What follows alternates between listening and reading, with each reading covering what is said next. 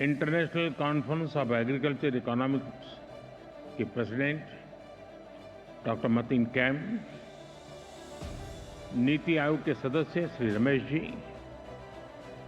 भारत और अन्य देशों के एग्रीकल्चर साइंटिस्ट, रिसर्च से जुड़े अलग अलग यूनिवर्सिटी के हमारे साथी, एग्रीकल्चर सेक्टर से जुड़े एक्सपर्ट्स और स्टेक होल्डर्स, देवी और सज्जनों, मुझे खुशी है कि 65 साल के बाद आईसीएई की ये कॉन्फ्रेंस भारत में फिर हो रही है। आप दुनिया के अलग अलग देशों से भारत आए हैं। भारत के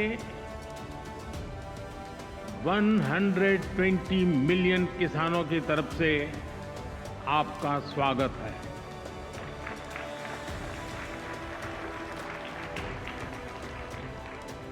भारत की 30 मिलियन से ज्यादा महिला किसानों की तरफ से आपका स्वागत है। देश के 30 मिलियन फिशरमैन की तरफ से आपका स्वागत है। देश के 80 मिलियन से ज्यादा पशुपालकों की तरफ से आपका स्वागत है। आप आज उस देश में हैं जहां 550 मिलियन पशु हैं। कृषि प्रधान देश भारत में, जीव प्रेमी भारत में आपका स्वागत है, अभिनंदन है। फ्रेंड्स, भारत जितना प्राचीन है, उतनी ही प्राचीन एग्रीकल्चर और फूड को लेकर हमारी मान्यताएं हैं, हमारे अनुभव हैं।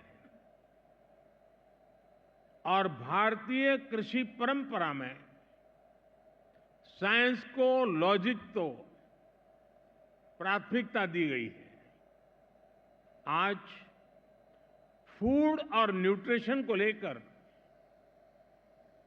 इतनी चिंता दुनिया में हो रही है, लेकिन हजारों साल पहले हमारे ग्रंथों में कहा गया है, अन्नम ही भूतानाम ज्येष्ठम तस्मात् सर्वौषधम उच्यते। अर्थात सभी पदार्थों में अन्न श्रेष्ठ है, इसलिए अन्न को सभी औषधियों का स्वरूप, उनका मूल कहा गया है। हमारे अन्न को औषधीय प्रभावों के साथ इस्तेमाल करने का पूरा आयुर्वेद विज्ञान है। ये पारंपरिक नॉलेज सिस्टम भारत के समाज जीवन का हिस्सा है। फ्रेंड्स, लाइफ और फूड को लेकर ये हजारों वर्ष पहले का भारतीय विजडम है। इसी विजडम के आधार पर भारत में एग्रीकल्चर का विकास हुआ है। भारत में करीब 2000 वर्ष पहले कृषि पराशर नाम से जो ग्रंथ लिखा गया था, वो पूरे मानव इतिहास की धरोहर है। ये वैज्ञानिक खेती का एक कॉम्प्रिहेंसिव डॉक्यूमेंट है, जिसका अब ट्रांसलेटेड वर्जन भी मौजूद है। इस ग्रंथ में कृषि पर ग्रह नक्षत्रों का प्रभाव, बादलों के प्रकार, रेनफॉल को नापने का तरीका और फोरकास्ट, रेन वाटर हार्वेस्टिंग, जैविक खाद, पशुओं की देखभाल, बीज की सुरक्षा कैसे की जाए, स्टोरेज कैसे की जाए, ऐसे अनेक विषयों पर इस ग्रंथ में विस्तार से बताया गया है। इसी विरासत को आगे बढ़ाते हुए भारत में एग्रीकल्चर से जुड़ी एजुकेशन और रिसर्च का एक मजबूत इकोसिस्टम बना हुआ है। Indian council of agriculture research के ही 100 से ज्यादा रिसर्च संस्थान है। भारत में एग्रीकल्चर और उससे संबंधित विषयों की पढ़ाई के लिए 500 से ज्यादा कॉलेज है। भारत में 700 से ज्यादा कृषि विज्ञान केंद्र है, जो किसानों तक नई टेक्नोलॉजी पहुंचाने में मदद करते हैं। साथियों, भारतीय कृषि की एक और विशेषता है। भारत में हम आज भी 6 सीजन्स को ध्यान में रखते हुए सब कुछ प्लान करते हैं। हमारे यहां 15 एग्रो क्लाइमेटिक जोन्स की अपनी खासियत है। भारत में अगर आप कुछ 100 किलोमीटर ट्रेवल करें तो खेती बदल जाती है। मैदानों की खेती अलग है, हिमालय की खेती अलग है, डेजर्ट, ड्राई डेजर्ट की खेती अलग है, जहां पानी कम होता है वहां की खेती अलग है, और कोस्टल बेल्ट की खेती अलग है। ये जो डायवर्सिटी है, यही ग्लोबल फूड की सिक्योरिटी के लिए भारत को उम्मीद की किरण बनाती है। फ्रेंड्स, पिछली बार जब आईसीएई की कॉन्फ्रेंस यहां हुई थी, तो भारत को उस समय नई नई आजादी मिली थी। वो भारत की फूड सिक्योरिटी को लेकर,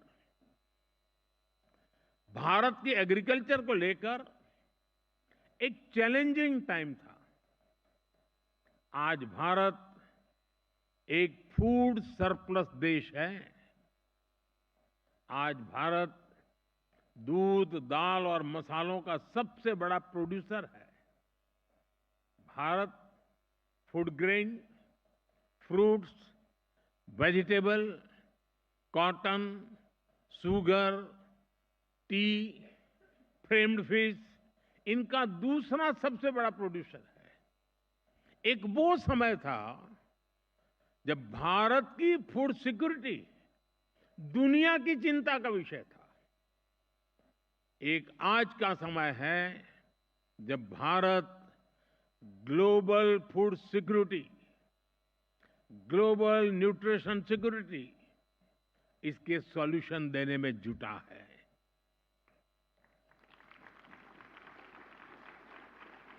इसलिए फूड सिस्टम ट्रांसफॉर्मेशन जैसे विषय को डिस्कस करने के लिए भारत के अनुभव बहुमूल्य है। इसका बहुत बड़ा लाभ विशेषकर ग्लोबल साउथ को मिलना तय है। साथियों, विश्व बंधु के तौर पर भारत मानवता के कल्याण को सर्वोपरि रखता है। G20 के दौरान भारत ने वन अर्थ, वन फैमिली और वन फ्यूचर का विजन सामने रखा था। भारत ने एनवायरनमेंट को बचाने के लिए लाइफस्टाइल यानी मिशन लाइफ का भी मंत्र दिया। भारत ने one earth, one health initiative भी शुरू किया। हम ह्यूमन, एनिमल्स और प्लांट्स की हेल्थ को अलग अलग नहीं देख सकते। सस्टेनेबल एग्रीकल्चर और फूड सिस्टम्स के सामने आज जो भी चैलेंजेस है, इनको वन अर्थ, वन फैमिली और वन फ्यूचर की होलिस्टिक अप्रोच के साथ ही निपटा जा सकता है।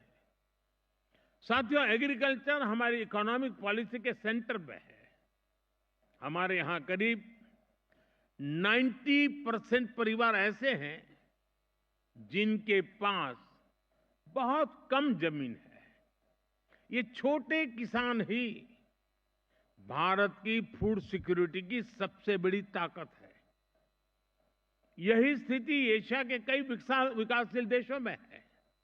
इसलिए भारत का मॉडल कई देशों के काम आ सकता है। जैसे एक उदाहरण के लिए सस्टेनेबल फार्मिंग का। भारत में हम बड़े पैमाने पर केमिकल फ्री नेचुरल फार्मिंग को प्रमोट कर रहे हैं। इसके काफी अच्छे रिजल्ट देखने को मिले हैं। इस साल के बजट में भी बहुत बड़ा फोकस सस्टेनेबल फार्मिंग और क्लाइमेट रेजिलिएंट फार्मिंग पर है। हम अपने किसानों को सपोर्ट करने के लिए एक पूरा इकोसिस्टम डेवलप कर रहे हैं। भारत का बहुत जोर क्लाइमेट रेजिलिएंट क्रॉप से जुड़ी रिसर्च एंड डेवलपमेंट पर है। बीते 10 सालों में हमने करीब 1900 नई क्लाइमेट रेजिलिएंट वैरायटी अपने किसानों को दी है। इसका लाभ भारत के किसानों को भी मिल रहा है। हमारे यहां राइस की कुछ वैरायटीज ऐसी भी है जिनको ट्रेडिशनल वैरायटीज के मुकाबले 25% कम पानी चाहिए। हाल के वर्षों में हमारे यहां ब्लैक राइस सुपर फूड के रूप में उभरा है। हमारे यहां मणिपुर, असम और मेघालय की ब्लैक राइस को इसकी मेडिसिनल वैल्यू के कारण पसंद किया जा रहा है। भारत से जुड़े अनुभव विश्व समुदाय के साथ शेयर करने के लिए उतना ही उत्सुक है। फ्रेंड्स, आज के समय में पानी की कमी और क्लाइमेट चेंज के साथ ही न्यूट्रिशन भी एक बड़ा चैलेंज है। इसका सॉल्यूशन भी भारत के पास है। भारत मिलेट्स का दुनिया का सबसे बड़ा प्रोड्यूसर है, जिन्हें दुनिया सुपर फूड कहती है, और उसे हमने श्री अन्न की पहचान दी है। ये मिनिमम वाटर मैक्सिमम प्रोडक्शन के सिद्धांत पर चलते हैं। भारत के अलग अलग super foods global nutrition problem को एड्रेस करने में बड़ी भूमिका निभा सकते हैं। भारत अपने सुपर फूड की इस बास्केट को दुनिया के साथ साझा करना चाहता है। साथ ही भारत की पहल पर पिछले साल पूरे विश्व ने इंटरनेशनल मिलेट ईयर मनाया है। फ्रेंड्स, बीते एक दशक में हमने फार्मिंग को आधुनिक टेक्नोलॉजी से जोड़ने के लिए अनेक प्रयास किए हैं। आज एक किसान सॉइल हेल्थ कार्ड्स की मदद से ये जान सकता है कि उसे क्या उगाना है। वो सोलर पावर की मदद से पंप चलाता है और वेस्टलैंड में सोलर फार्मिंग से भी कमाता है। वो ई-नैम यानी भारत के डिजिटल एग्रीकल्चर मार्केट के द्वारा अपनी पैदावार को बेच सकता है। वो किसान क्रेडिट कार्ड का उपयोग करता है। वो प्रधानमंत्री फसल बीमा योजना के माध्यम से अपनी फसलों की सुरक्षा सुनिश्चित करता है। किसानों से लेकर एग्री टेक स्टार्टअप्स तक, नेचुरल फार्मिंग से लेकर के फार्म स्टे और फार्म टू टेबल की व्यवस्था तक, भारत में कृषि और उससे जुड़े सेक्टर्स लगातार फॉर्मलाइज हो रहे हैं। पिछले 10 वर्षों में ही 90 लाख हेक्टेयर खेती को हमने माइक्रो इरिगेशन से जोड़ा है। हमारे इथेनॉल ब्लेंडिंग प्रोग्राम से भी खेती और एनवायरनमेंट दोनों को लाभ हो रहा है। हम पेट्रोल में 20% इथेनॉल ब्लेंडिंग के टारगेट की तरफ तेजी से आगे बढ़ रहे हैं। साथियों, भारत में हम एग्रीकल्चर सेक्टर में डिजिटल टेक्नोलॉजी का भरपूर इस्तेमाल कर रहे हैं। पीएम किसान सम्मान निधि के माध्यम से एक क्लिक पर 10 करोड़ किसानों के बैंक खाते में 30 सेकंड में पैसे ट्रांसफर हो जाते हैं। हम डिजिटल क्रॉप सर्वे के लिए डिजिटल पब्लिक इंफ्रास्ट्रक्चर बना रहे हैं।